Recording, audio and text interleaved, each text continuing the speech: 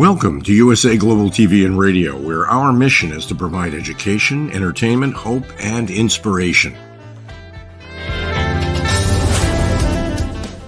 USA Global TV and Radio connects you with experts and audiences all around the world every single day to help you succeed in business and to live a richer life. Visit us at usaglobaltv.com to learn about career and life-changing training and mentoring programs like the Listening Mentor. Subscribe to our newsletter to stay informed about our special programs and offers.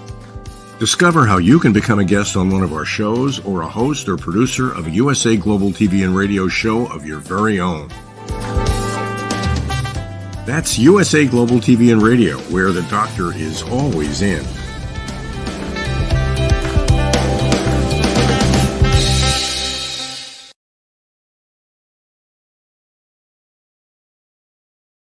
Hello, hello, hello. Thank you so much for being here for us today at USA Global TV and Radio. I'm Dr. Jacalyn Kerbeck, and our show today is coexistence and sustainability. We've got a very exciting topic for those of you who have ever been attacked or bitten by an animal, or you just have fear of animals in general. What is it that you can do? We're going to find out straight away from the star of our show. Her name is Pet Psychic AMINAH, and in addition to being very passionate about the work that she does to help connect pets and their owners, she also is an advocate for everything around coexistence and sustainability. Let's welcome her to the program. Hello, welcome. Thank you, thank you, thank you. I'm doing a little retro this day. I love this pattern we got, and we're gonna enjoy it this time. Absolutely. Also, so thank you, thank you. So everything you said was right on spot, and I appreciate that we've come a long way just working together, and I've learned so much about the industry you're thriving in and making us all able to share our knowledge for free out there for people to do better.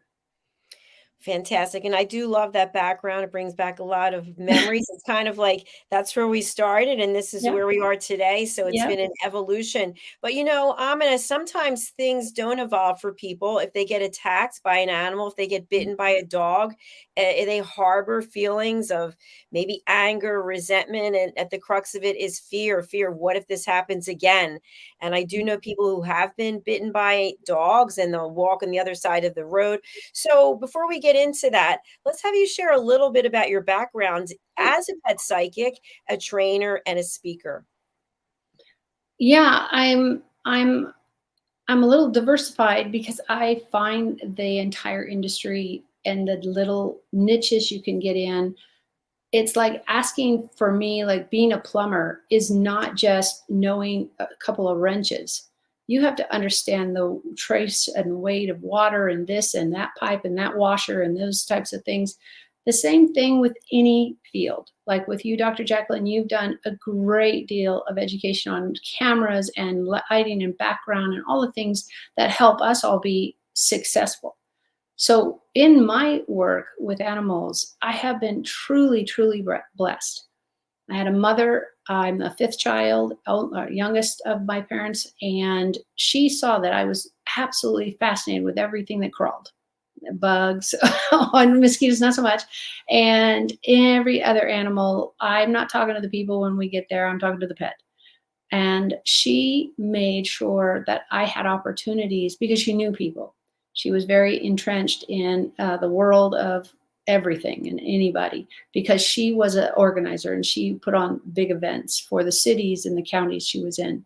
So she knew a lot of people, and I was very fortunate to be pictured in Sunset magazine when I think I was 11 when the picture was taken, and it was me working with somebody with a great horned owl. It's a very large bird, especially for somebody who's only 11, but I also got my height, and later it became really helpful because people just assumed I was 19 or 20 or whatever. And being a fifth child, you grow up pretty fast anyway. I was very fortunate to be on the ground learning and experiencing from these great people that were doing the work to take the reason this eagle that we are the bird of prey that we were working with is that they hit a building. This happens a lot. If we take into consideration our background that we normally use, and if you're not here this time, you'll have to come another and see. We have this beautiful glass screen building. I always use it as a perfect example. This is how birds get injured or die, because they don't see the glass. They can't see it when they are flying towards it. They either think it's a tree and they can land in it, or anything from around there. So it's really important to get an education in your town, in your animals. I always really encourage, if you've got a cat or a dog or a hamster or whatever, find a club. Meetup is still going strong. It was before the pandemic. It was during the pandemic. We just did it a little bit different. And if you don't know what Meetup is, it's a great platform for you to meet people in your town.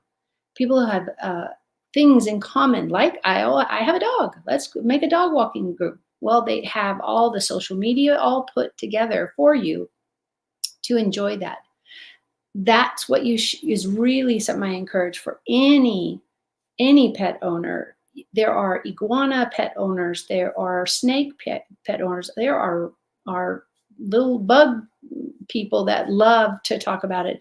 And definitely the honeybee is in there, and the community who actually harvest the honey. These are great resources for you outside of talking to somebody like me. And we are here to help and educate. That's our entire goal.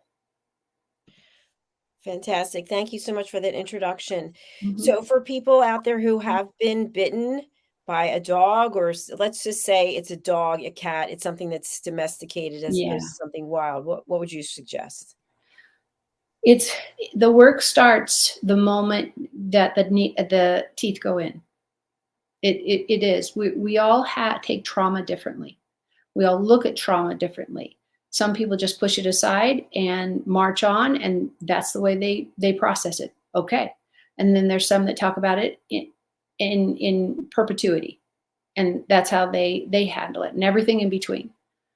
Find a way to learn or understand why it happened. A lot of people get a lot of comfort, and I don't know about you, Dr. Jacalyn. If I've had a car accident, or I've dropped a glass, a glass full of juice or milk or whatever, and now we don't wear shoes in our house except for little house shoes. I'm thinking, oh my God, how long is it going to take me to find all the glass? And you look at that moment and say, do I have the education? Do I have the knowledge to do something about it? And if your answer is no, or maybe not, there you go. Look online right now. Still, we have a plethora of animal groups, and they talk behavior. They are specific by breed, or they're specific by location where the people live, so they can get together in the parks. And you'll learn so much from the past pet owners that have done it for years, or what worked or what didn't work. It doesn't work for every single dog. Do they all love peanut butter? So far, I haven't found one that doesn't, but that doesn't mean they don't exist. Don't have, by all of this, I keep saying the same thing. Don't have, you should, or you could, or we ought. There's your pet. There's your relationship with your pet and your life. So what I'm highly recommending is, sure, get the classes, read the books, and then make them mold to your need. That's really where the golden part is. If you know that you have a very recluse, shy animal, going to a dog park might be the worst thing to do for that animal. But you know what you could do is you could drive up in the car with the puppy in the car, hopefully with a harness or a leash, something lagging around that you can keep the windows up pretty much. But if you get the window down just a couple of inches, you're letting the smell of those people and those animals, and yet you're in the parking lot and they're probably in some field where you can see them. That is a great first step in getting them used to seeing all these dogs play and have a good time. Also, when you finally get to the point of joining a group, maybe keeping them on leash. There's pros and cons to that. Some of the other dogs get tangled in it, and that sets off a whole catastrophic reality. So there's a lot of baby steps, just baby steps. Okay, that's the way to do this. Anytime you're dealing with training, know who you're dealing with and make the accommodation. It's not fair and it won't go well. It won't be learned fast if you use corporal punishment or if you use no punishment. If that's the way the animal sees it, it's not making a good relationship. And that's what we want. Everybody should really, really be striving for a true loving relationship where you honor the other one. When you lay down on the couch and you're done and you worked all weekend and the dog's looking at you like, please take me out for a walk. Unless it's just a potty walk, which a lot of people do, you need to have them know that, okay, I just need to sit for a few whiles. Then I'm ready for a walk. And compromise. Because you guys can both go both ways. Perfect. Thank you for giving us those tips. What if we find ourselves out maybe on a long walk? Maybe we're going on a hike and we encounter some type of wildlife and we're literally traumatized. I know you've given us some different suggestions of what to do, but sometimes people are just unable to move. They literally cannot, they just freeze up. What suggestions do you have? I honestly would love to, I want to say is then hold still. Try to be small. Try to start your self-talk of love and something, either a mantra or something that you can do that gets all your energy to calm. First of all, if you're going to be on a hike and you're in leopard territory or mountain leopard territory or whatever, hold still. Let them pass. They won't want anything to do with you. If you're carrying chicken or steak with you, yeah, they're going to want something to do with your pockets because they want to know what's in them.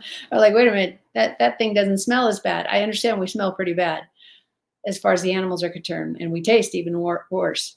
So my encouragement is to do the hard thing, is that to stand still. Once you've got eye-to-eye contact with, hey, not here to hurt you. You can even verbalize that if you can say it soft and low. Hey, wish you well. Just going to go the other direction, even if it's to walk down the hill you just walked up. And not turn your back if you can help it. That is a perfect jumping site if you've got that type of animal that still feels threatened because you're human, because we kill things instantly. Especially some of them, I have heard this many times lately, that some of the big cats, we have mountain lions and those types of things, understand what the fire stick is, what it used to be called, and that's a gun. They understand what a gun is. Every time a human pulls one out, one of their family members are dead. They can put that together. They might have, might not have. But you and I, as carnivores, are seen as a threat right from the beginning. So you need to alleviate that assumption. And that's true if you run into a person or you've now interviewed for, this is my perfect example. I just heard me, thank you. Is if you're sitting there across the job, the dream job, you're with the CEO and you're giving it all you got and you're being a sweet but knowledgeable and everything, and you put it all out there to get that job. Think about your down a hill and you find a bear or a mountain lion or any big carnivore that really can do some damage, not only to the dirt, but to us. Think about that challenge when you were at that interview and how you really calmed yourself down and hung on the door for your life or the chair. Nobody could see it. You can grip a pencil, put all the angst and the nervousness into that. You can do that with your hands in your pocket, is to pull all that energy away from your face, your eyes, your body. An animal can see you're sweating. They're thinking, wow, what is up that this is so bad? They understand what the difference is in our whole energy. They live by it.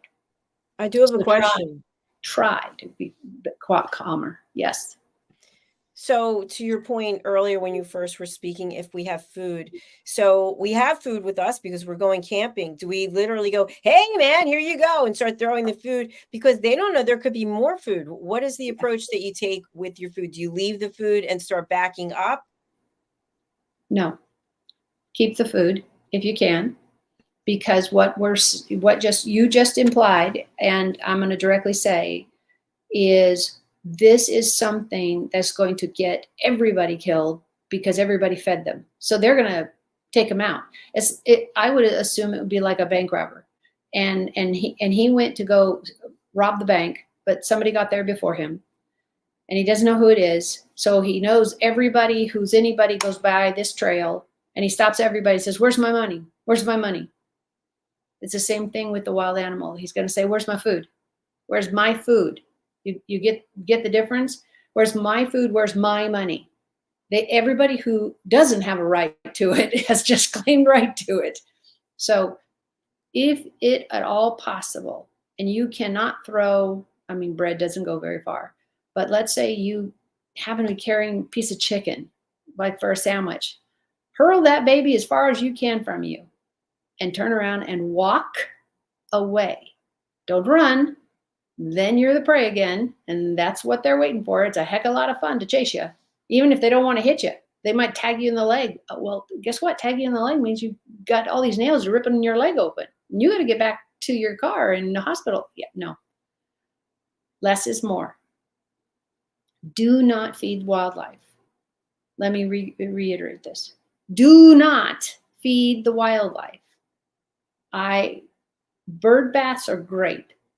It's so hot lately everywhere. They could really use the water to drink and to take a bath. That's what they're doing. That's what a bird bath does. And they come in beautiful, artistic ways. If you're going to go to an aviary specialist store that has food for the local birds, and you know they're struggling because you had a fire or a flood or 100 condos built over the topography in your town, put a little out. Support them. We should never, ever be a source of food permanently. So if you don't fill up the bird seeder thing, probably a good idea. Probably a good idea. So they keep going back to the flowers. That's the chain. We want the bees and to pollinate, and we want the seeds to be pooped out somewhere else, and we have the same nature, the same real plants that are supposed to be in that zone.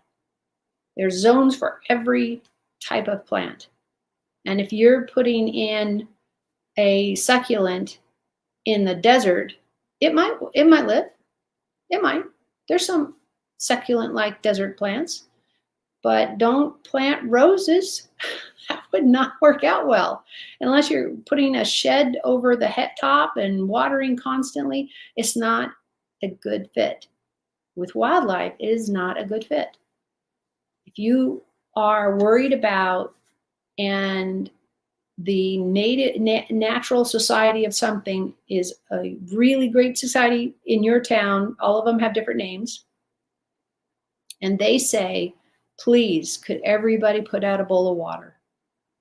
Please, could everybody pull out this kind of seed in a bird feeder? These animals are really struggling. Then you do it. That's where the change comes, is you see what's going on naturally in the environment. And if it's not your field, talk to somebody who it is.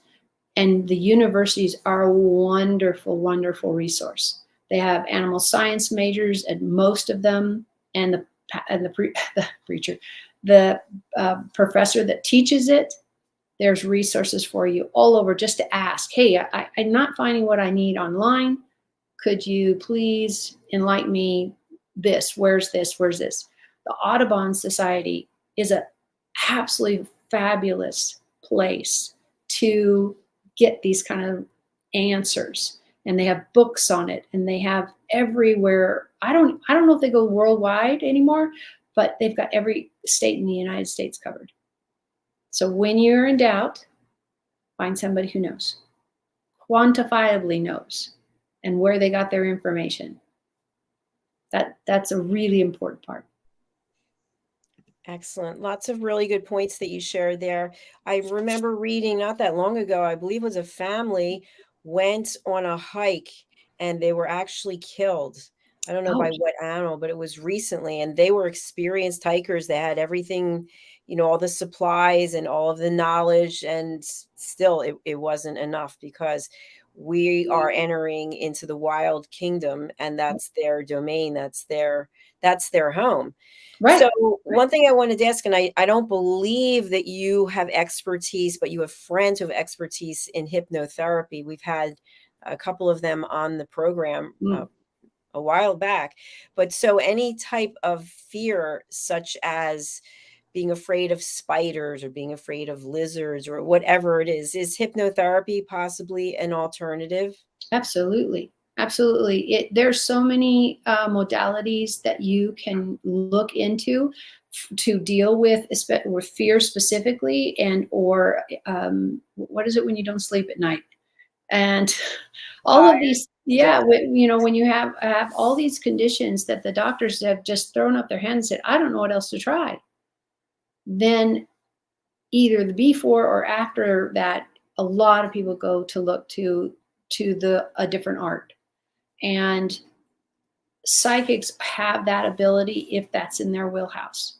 For me, I don't do any of the healing. I'm a first responder, so I think it kind of clouds I take out about betadine and pills, and as far as aspirin and that type of stuff, because I've been trained that way, and did it pretty early. Because if I wanted to work in a wildlife sanctuary, it wasn't my age that was a problem. The problem was my knowledge. So I really got caught up fast on ace bandages and cuts and scrapes, and being an athlete, sure, I'm exposed to all of that. But when you're out working with animals, just what you said, we don't turn our back on them, even if they're in a cage. We try to keep eye contact. We try to be quiet with our energy. If you're going to go out there and yell and scream and have a party and oh my God, have balloons that pop or all of this, I've seen people try to do this, and it just absolutely takes years off the animal's life. They are so traumatized by this way of living. Can you imagine?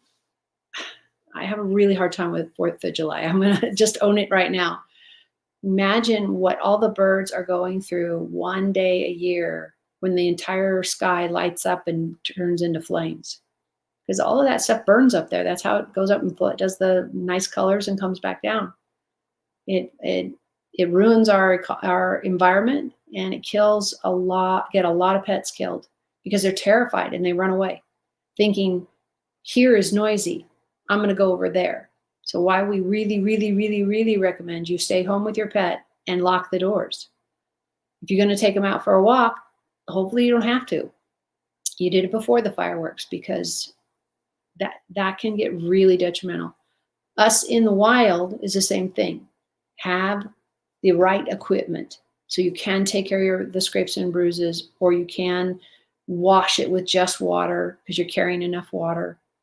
All of those things are so important, because it really, really speaks volumes that it's not the human who made the mistake that dies. It's the wild animal that they'll go after and say, how dare they bit that lady and they bit the baby and whatever. But we were the trespassers, and the animal lost its life and could have left a whole entire family behind. And maybe she was the head person that was in charge of catching the most game because she was very good at it. And they do many things like that in a pack. So think about it. It's not just you that suffers when we don't behave appropriately, we don't take precautions appropriately, and or if we leave our trash behind on that hike. That's the beginning of the end of that soil being really healthy for the plants and the animals, much less us. Because we need to breathe. We need those bushes and trees. That's the whole point of the coexistence and sustainability. Yeah. Another question that I have for you is because we've seen this happen, it's been in the news. It doesn't have to be you're going on a hike, but some cute little baby animal is somewhere near you and you decide, wouldn't this be cute for Junior? Wouldn't it be nice to take this little lovely home? And then that pet is not a pet, it's a wild animal that grows up looking for where it's supposed to be living. You have domesticated it until the authorities come and collect it. Yep. What do you suggest from the very beginning? Go to the authorities first. Even if all you have at your disposal is calling the sheriff's department, they should have the number. If they don't have the number, do not give them the animal because that's just wrong. That's their whole job, is to be aware of what's in their community.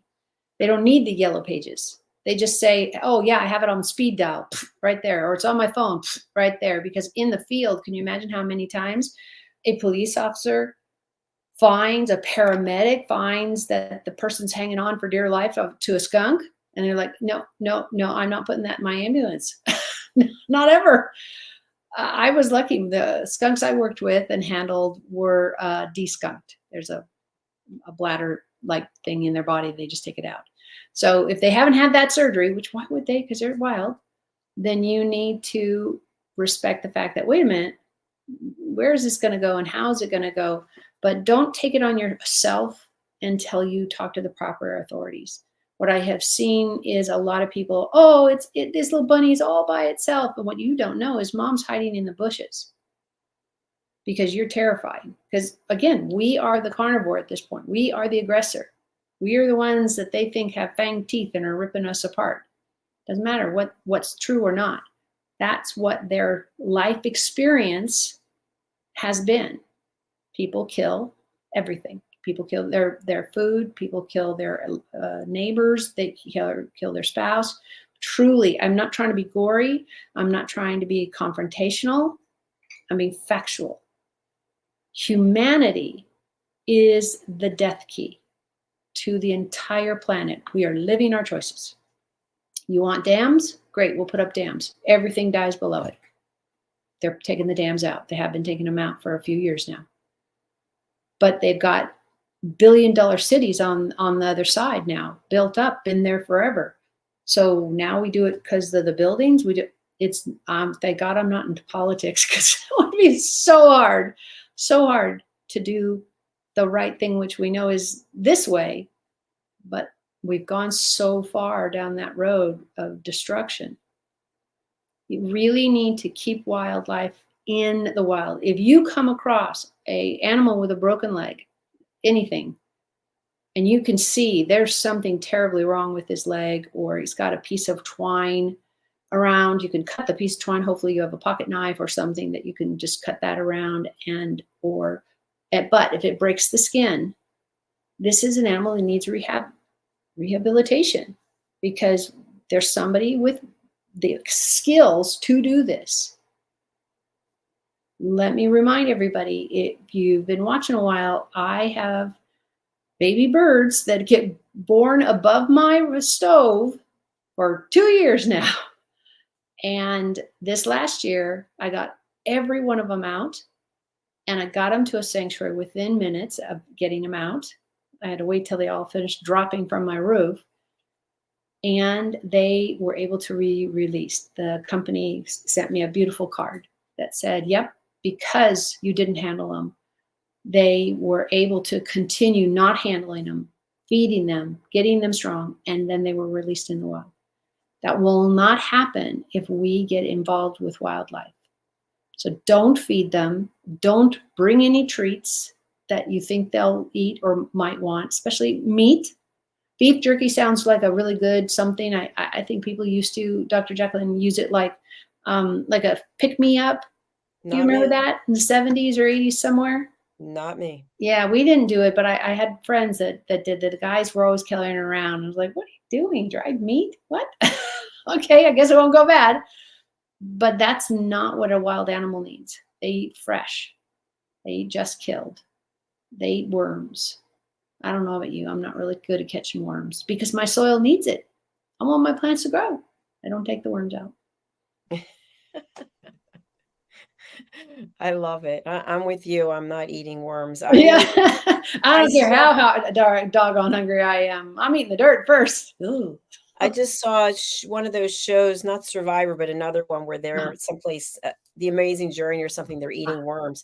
But anyway, we got started about 5 minutes late. So we have about 5 minutes left. And I want to turn it over to you because we've talked about a number of subjects, and where we are here in the States, we are about to have a time change, which means the days are going to be shorter, the weather is going to be changing, and animals who had, maybe a great place to hang out, not in California, let's say, and not in Florida, but they're going to have to relocate possibly. So if you could just talk a little bit about migration and to stay out of the way of the animals as they try to find their new hangout as the weather changes. Yeah. And you brought up a lot of great breeds and types. Think of the herding animals specifically. You're going to do any of the cattle, bison, sheep, goats, any of these types of things, birds, not necessarily, they don't have packs or anything, they have flocks. And these types of animals travel from good living situation to a better living situation to another good situation. They're looking for things that they know already. So let me give you the birds as an example. Somebody is going to already have checked out. If they can't go back to the right place or to the one place that they always go, they're going to have a bird that is like the flyer. There's a name and it escapes me right now. Is that one goes ahead, checks it all out, comes back, says, okay, we're ready. Because also you've got a lot of hatchlings that are barely going to be able to make the flight. So this is really, really crucial that they know it's from here to here. If you ever look into like the California missions, we had all the way up and down California missions with Catholic religion who built all these. Most of them, not all of them, are still standing today more as a museum, and some are used for churches. Birds would find these types of things. It was safe, it was warm, they could perch on the ceiling or the roof, and a lot of the friars, a lot of the priests would know they were coming, and it would have feed for them, would have something they would, in those days, especially, I'm talking pre-70s, 1970s, pre-1970s, that they would have sunflower seeds because they made a patch of sunflowers. And because that is the simpatico of the relationship. We are both getting what we need in a positive, moving forward way. They know the birds are going to be tired. They know they're going to need rest, somewhere safe, and need food. But they're not getting out is bird seed from the grocery store or from a pet store. You can get really good bird feeder from a pet store. That is possible today. That wasn't necessarily possible in the 60s. Everybody was just whatever they could, whatever they could find. And a lot of times people would just grow sunflowers. Well, you don't see that very often anymore. So think about what you're doing and how you're doing it and plan for it. Because wouldn't it be absolutely spectacular if you have a home, an apartment, a rent, a garage, whatever, and you all of a sudden see a lot of poop on the ground? We'll look up on the gutters or look on the roof and it's like, wait a minute, why do I have all these birds? Because they found a safe place to be. Please understand that. It found a safe place to be. So maybe a little poop on your driveway, you move your car back or put a cover on that can be washed. And let them be. That's all. I really think we can all get that along if we understand the other's need. The other's need for the birds is to get from here to here alive so that they can create the next generation coming back. We would all be so surprised. I'm surprised all the time with the research I do, and you find out, oh, wait a minute, that little beetle is a keystone beetle in this whole chain of what we call nature. How would we know that? Because some scientist finally figured it out. Somebody finally looked into it. So remember, you can call me and tell me what a mosquito is good for. I'm still asking that one.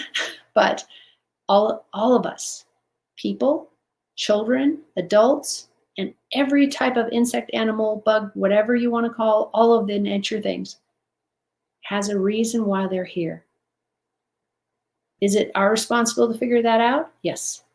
If you want to coax this, yep. They haven't read a book lately. I doubt no birds that read books. So do the research. Do it in a person that actually knows what they're talking about. And goodness sakes, the library is a fabulous resource. And so many of our communities still have libraries. So don't forget that. Free books you can look into, and unbelievable people that work there. I've never been in a library that didn't have somebody who could get me straight to the title, genre, type of thing I wanted to read about. So don't forget, we have other resources in professionals that can help you on your way to educating. Before you adopt, if you're going to get a snake or a bird or a parakeet or whatever, do your research. They have a lot of needs, Support your local libraries as well. Absolutely. And that's where you'll get all this information. Yeah. Yeah, it's that. Absolutely. We have your contact information here, and we're so appreciative that you're here again today. We're sorry that we got started a little bit late today, folks. That's okay. So please let people know where they can reach you. And of course, we'll be back next Friday. Absolutely. So I have one address, bridgingworlds.us. All my links are there. I am only on LinkedIn and Facebook. And I love to teach anything and everybody and share all the goofy things at animals and make you laugh and smile and love and maybe warm your heart. So I would really love to hear from you if you need help with your pets. I'm in California, so that's just my time zone. I have clients all over the world because we all have telephones. So that's all I need. And thank you, everybody, for watching the show. And if you have any topics you'd like us to cover, please reach out. bridgingworlds.us. Thank you so much, Pet Psychic AMINAH. Thank you, everybody. We're closing out the show today, but again, we'll be back next week, and you can go over to our YouTube channel and find all of the episodes for the last 2+ years. It's USA Global TV and Radio. AMINAH, I hope you have a beautiful weekend, and I thank everyone from around the world for joining us, whether it's on the live or the replay. Take good care of yourself, and remember, don't feed the animals. Don't, unless you plan to have all of them and their cousins and Aunt Mary and Bob. Bye, I promise they'll be there.